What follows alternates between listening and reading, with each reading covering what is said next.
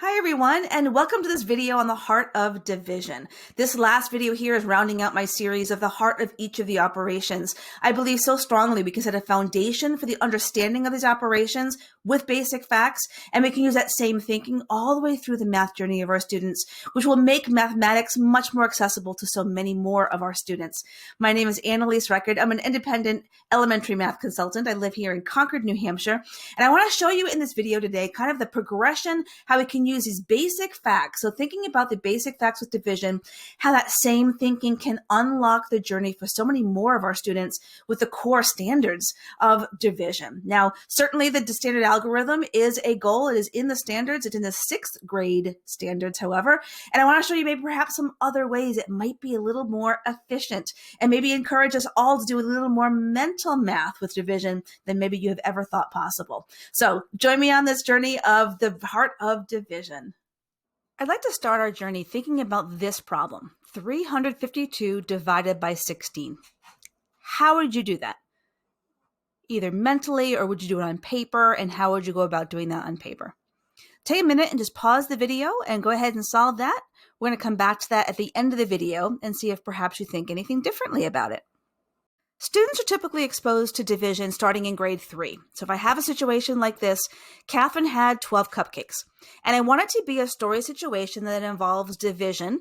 Typically, we think about fair share. So I want to have these 12 cupcakes split evenly between some people. So I might have 4 friends that she wants to share the cupcakes with. So if Catherine had 12 cupcakes and she wanted to share them equally among 4 friends, how many would each friend get, right? So that's that idea of that fair share of division. So this is called parted division, or it's called fair share.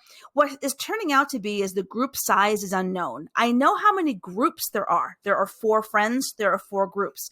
What I don't know is how much is going to be in each of those groups if it's the same. Now, if I want to do a tape diagram or a bar model of the story situation, which is really at the heart of understanding word problems and being able to solve them, so you can see that structure is happening there, that I have 4 friends. So I have a box for each of the 4 friends. I have a question mark in each box because I don't know how much each friend is going to get. What I do know is it's going to be the same. That's why the question mark can be in all those boxes. Whatever I solve for that question mark, for that unknown, is going to end up being the same for each friend. But I do know I've got 12 cupcakes in all.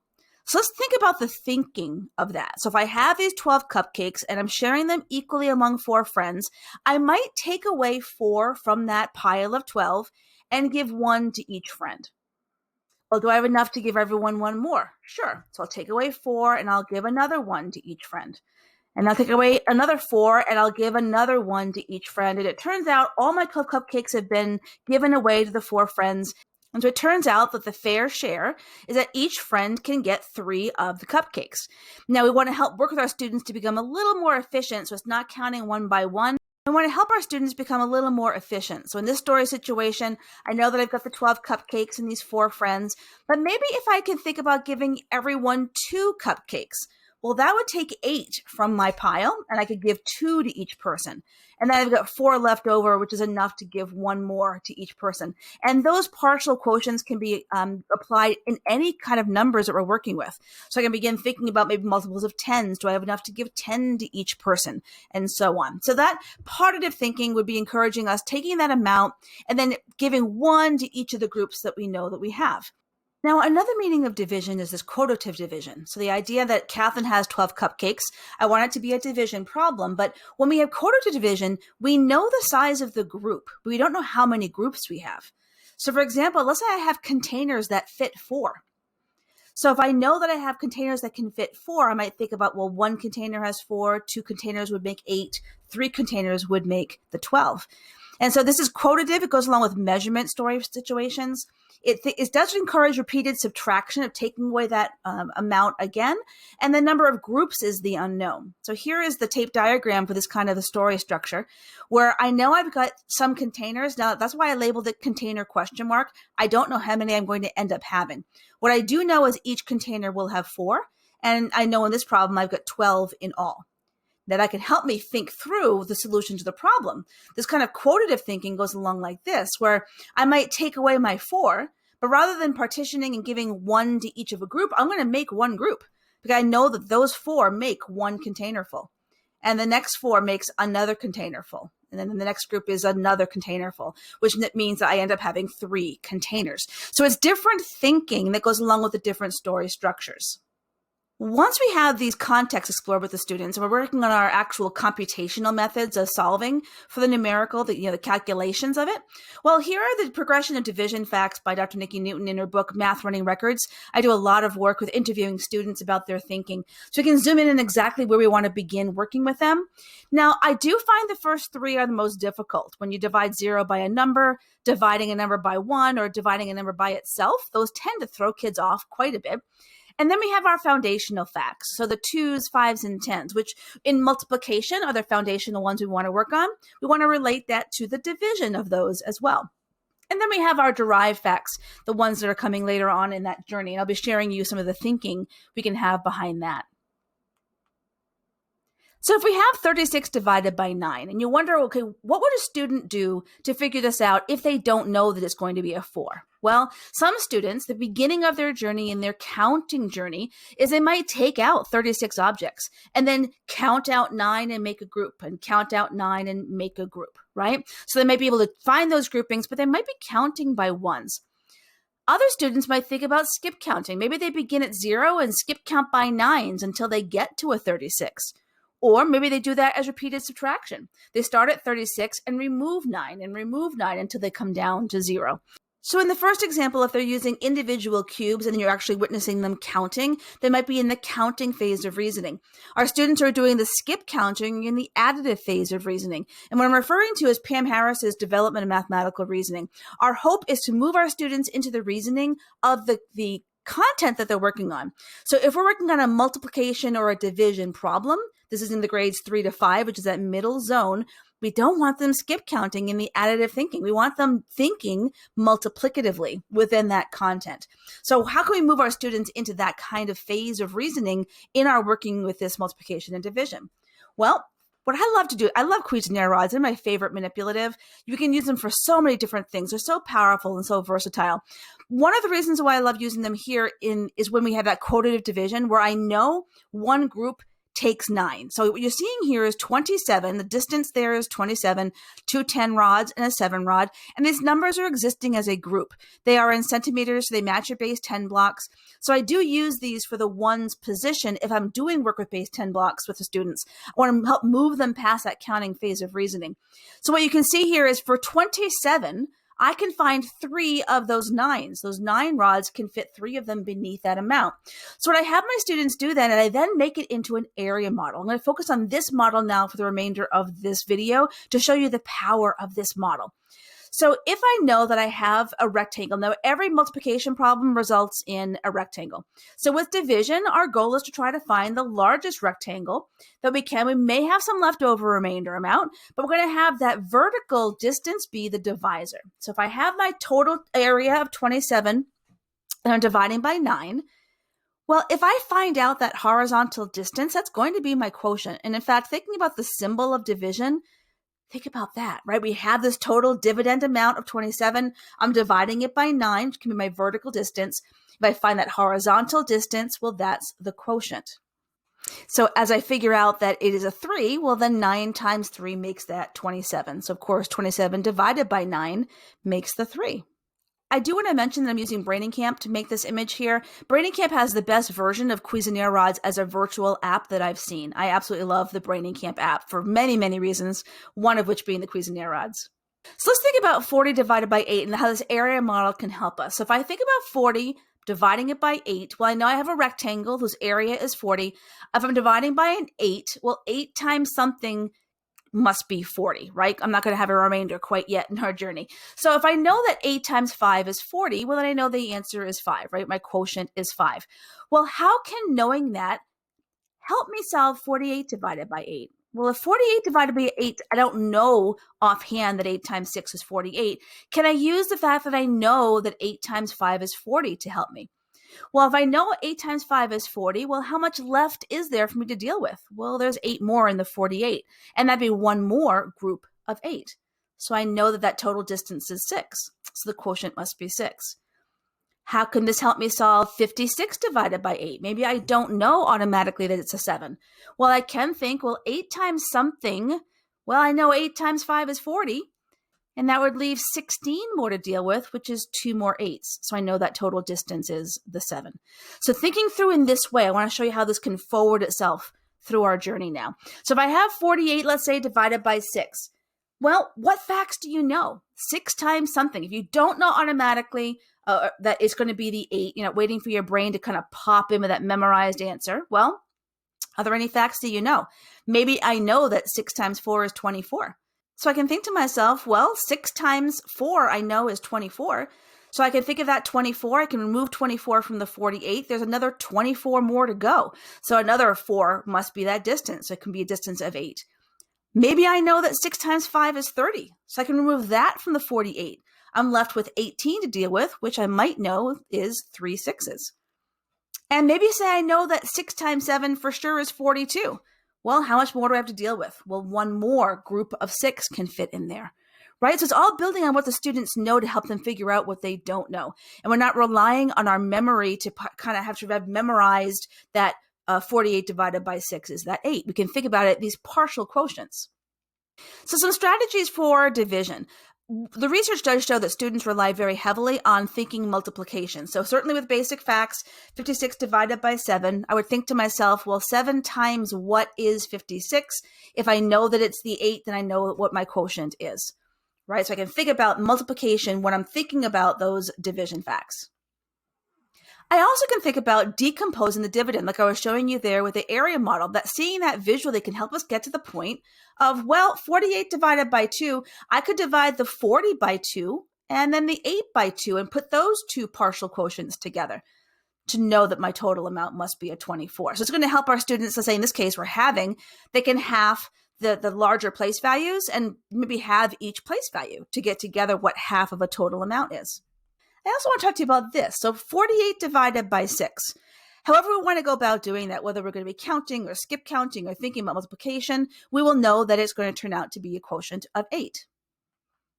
How about this one? 24 divided by 3. Well, 3 times something. Well, 3 times 8 is 24. Now take a look at that for a second. They both equal 8 as their quotients. What kind of number relationship do you notice between the 48 and the 6?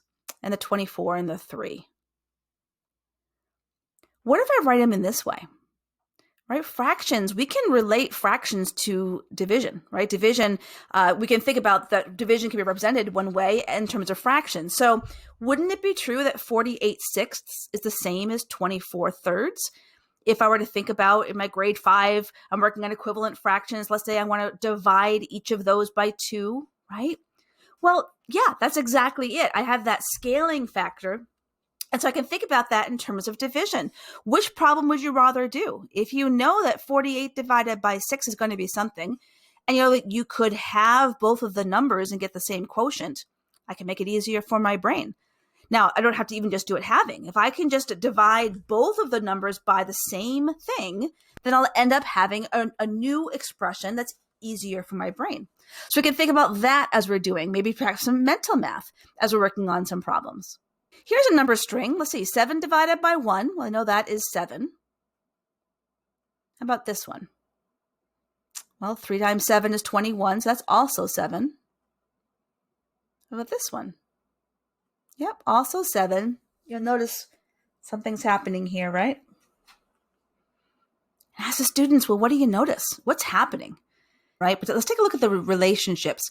7 divided by 1. Well, 7 was scaled up by 3 times as much, as was the 1, right? And then the quotient ended up being the same thing, the 7. 21 was scaled up by 3 again, so 63, and 3 went up by a scale of 3. And same thing happened with 63 to 189. It's 3 times as much as was the 27, 3 times as much as 9, which means that relationship, it must still be the 7. So using that understanding of number relationships can help with division problems as well. Let's take a look at the thinking here of the area model when we get into, let's say, a double digit by a 1 digit. So 96 divided by 3. If I think about trying to find that biggest rectangle, I can think about, well, it's going to be a rectangle. My vertical distance would be a 3. Well, I'm starting off with that 96 as the area inside. Do I have enough to make a 3 by 10? Yep, that would be 30. A 3 by 20 would be 60, and a 3 by 30 would be 90, which is pretty close to 96. So I can record that thinking here. I've now got 6 more to take care of, which is 2 more 3s. So my total distance horizontally is that 32. So I'm partitioning that amount into easier chunks for me to be able to divide each of those chunks by the 3. If I did number string like this, so I first do 36 divided by 6, which would be the 6, and then 120 divided by 6, which is 20. But then I can do 156 divided by 6. So students can be able to see that that 156 could be decomposed into 120 and 36, and then I could divide each of those by 6 to try to find out my total quotient. So we can be able to, in our choice of the numbers that we're using, be able to build that relationships of the different numbers. Now, what if we try this situation about 2,532 divided by 6? Let's see. If I have an area model where I want to get the biggest rectangle that I possibly can, well, do I have enough for a 6 by 1,000? Because since that 2,000 is in the thousands position, the largest place value position, well, I don't have enough for that. But do I have enough to build a 100 by 6 rectangle? Yeah, that would be 600. Well, then I can keep thinking about, well, what's the largest one I can do with the hundreds? Well, I can do 400 sixes, which is 2,400. How much is left? Well, maybe even mentally you could think about, well, it's 132 more to go. Well, 20 more sixes would be the 120, which would leave 12, which is 2 more sixes. So what previously may have thought not to be able to be done mentally might be able to be done mentally by students when we give them practice seeing these problems in this horizontal way rather than with the symbol of the long division sign, right? Thinking about breaking it apart into these friendlier numbers. I do want to review the interpretation of remainders for a moment because with division comes along with remainders. And when we're put in context of story problems, the answer we give to a problem may not just be the actual quotient, right? So for example, if I'm asked to find what the quotient is, then the answer would need to be 60 remainder 7. Or perhaps you put that in a fractional form of 60 with a remainder of 7/8. So I've got 7 out of the 8 of what would have been another group. But what if we asked about there are 487 muffins and they're put into boxes that fit 8. How many boxes would I need to fit all the muffins in a box? Well, I would need an extra box, right? So I would need 60 boxes, which would fit the 480 muffins, but I do need an extra box to fit, even though it's not going to be full. It's going to have 7 muffins in it, right? So there are times we want to think about the next whole number when we're answering the certain story problem about that situation. And there are other times where, like this situation, if 487 muffins are shared equally into 8 classrooms, how many can each classroom receive? Very often our students will give an answer of 60 remainder 7. But you can't give a 60 remainder 7 to each classroom. I mean, I suppose you could think about it in terms of fractions of 7/8. You could give each classroom 7/8 of a muffin in addition to the 60 whole muffins, but that seems a little silly. So what we can do instead is just say, okay, every class gets 60. And those 7 extra muffins can be given away to other people or can be kept by the teacher or the kitchen that's made it, whatever we can think about to do with those extra 7. We just give the answer of, well, every classroom can get 60. We also can ask questions about leftover remainder as well. So if I put these into boxes that fit 8, I can ask, well, how many muffins are in the box that isn't fully filled, right? Or how many more are needed to fill that box? So really getting to the conceptual understanding of the situation as opposed to just cranking out a number, getting the answer to the division problem, and then thinking that that's the answer to any of these story problems. Now, as we get to 2-digit divisors, can we use the same thinking? So if I'm going to make a rectangle that has a vertical distance of 12, I'm trying to find out that horizontal distance. Well, do I have enough to build a rectangle that is 12 by 1,000? Well, that would take 12,000, and I don't have that. So I'll go to the next place value. Let's see, for 100. Do I have enough to make a 12 by 100? Well, that would be 1,200, and I actually do have that. So do I have enough for 200? Can I up it to get the most efficient partial quotient that I can? And indeed, I do have enough for 200, and a 200 by 12 would make 2,400, which is actually pretty close to the total amount of this, right? What I have left is 132. So with 132, do I have enough to make 10 groups of 12? Right? A 10 by 12 rectangle, that would be 120. And what do I have left? I've got 12, which is one more 12. So I know that my quotient must be 211. So again, I'm breaking it down by place value. That place value is still being intact. So you're thinking about this, the place value is being retained, right? We're thinking of these numbers with the actual relative magnitude that they are, whereas in algorithms, that magnitude is taken away. It makes it easier to compute the answers because you're dealing with smaller numbers, but that place value is robbed, which is why a lot of our students don't have the number sense going along with the mathematics. If I were thinking about this, now as a fifth grade teacher, I know a lot of my students, this became an issue because there are going to be zeros in the quotient. So when I was doing the standard algorithm with them, many of them would forget one of the zeros, or it would just get really difficult to keep track of that as a procedure. But if I think about it with a place value attached, I would think, well, do I have enough for a 3 by 1,000 rectangle? And I do. That would be 3,000. And then I'm left with 24, which is 8 more 3s. So I know that my answer is 1,008, right? So mental math with this, if students just begin wanting to crank out the answer and go to that calculational method of a standard algorithm, many students would forget some of those zeros and it wouldn't make any reasonable sense. When we give the students the opportunity to think these through mentally, they might do some of these problems mentally without having to go through a whole set of written steps. I want to show you for a moment the connection between this to get us to that standard algorithm and the connections between it. Now, what I find for myself now when I'm doing division is I am visualizing the area model. So having done the visual of a rectangle so many times, I can now visualize that when I'm doing my calculations. So what happens is I think to myself, well, do I have enough to make a 12 by 1,000 rectangle? And I don't, because this dividend here is in the thousands. But I don't have even enough for 1,000 groups of 12. So I go to the next position of value for the hundreds, and I think, well, do I have enough for 100 to do a rectangle 12 by 100? That would take 1,200. And I do have that. So I want to think to myself, well, can I do another 100? Can I do 200? And that would make 2,400. So when I put the 200, I'll record it above like this with the value attached. So 200 by 12 would make 2,400. And then I'm going to subtract and find how much more I have left to deal with. Well, now I have 132. And I can think, well, that's going to be 10 more groups. And 10 by 12 would make a 120 area. I'm left with 12, which is one more 12. And I don't happen to have any remainder in this particular problem. So you can see that I've done this partial quotients, but now in the structure that will lead us toward that algorithm. So when you see the algorithm on the side here, you can see the connection between them. On the left-hand side, these are the same numbers, right? I've recorded them separately. On the left-hand side with the 200, the 10, and the 1. On the right-hand side, they're recorded in the place value position that they are. So that when that 2 is written, it's written in the hundreds place. So it actually is a 200, but it looks just like a 2 when the students are doing it with the algorithm. So that connection can then be bridging them from this area model into these partial quotients into eventually the standard algorithm. So if you can think back to the problem I gave you at the beginning, I want to give you another minute to think through.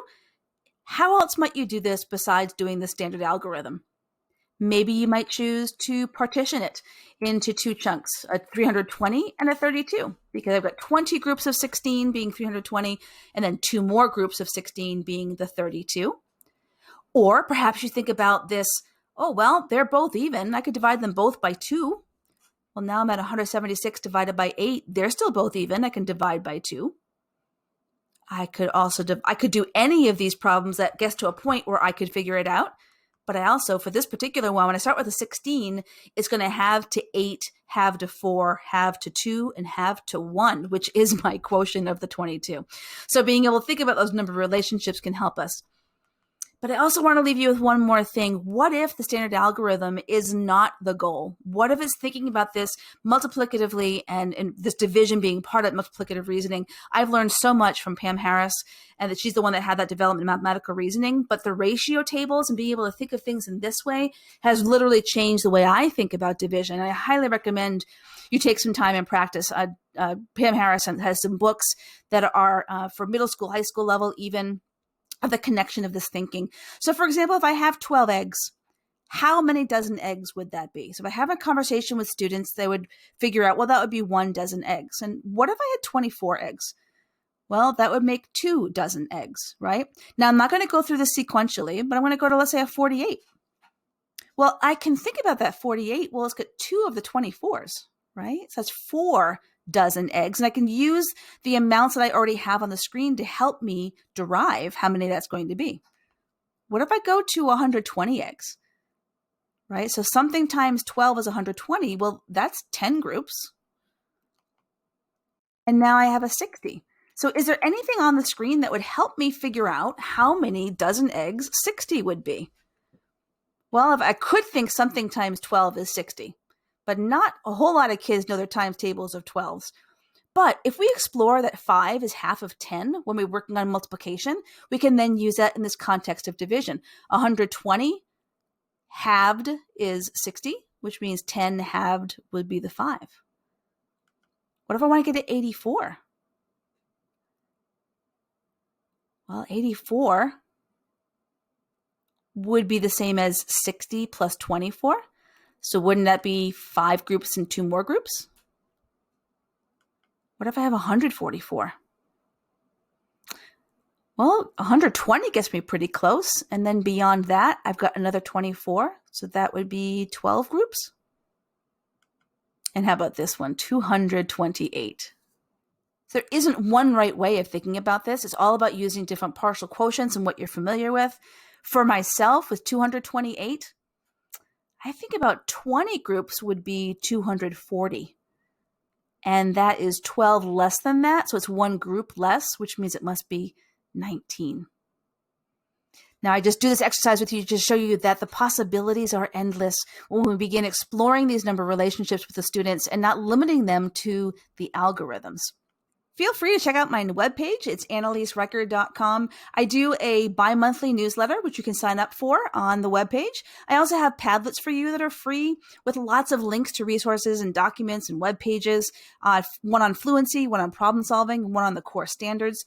I also offer 4 on-demand workshops right now.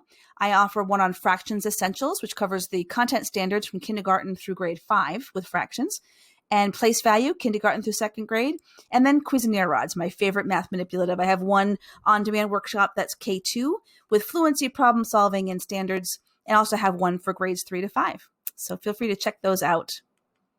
And as always, feel free to reach out to me on any of these social media platforms. I am online a lot. I have found that my favorite professional learning communities are the ones that I have online. So feel free to reach out to me on Facebook and Twitter, Instagram, or always feel free to email me at aer@annaliserecord.com. Have a wonderful day.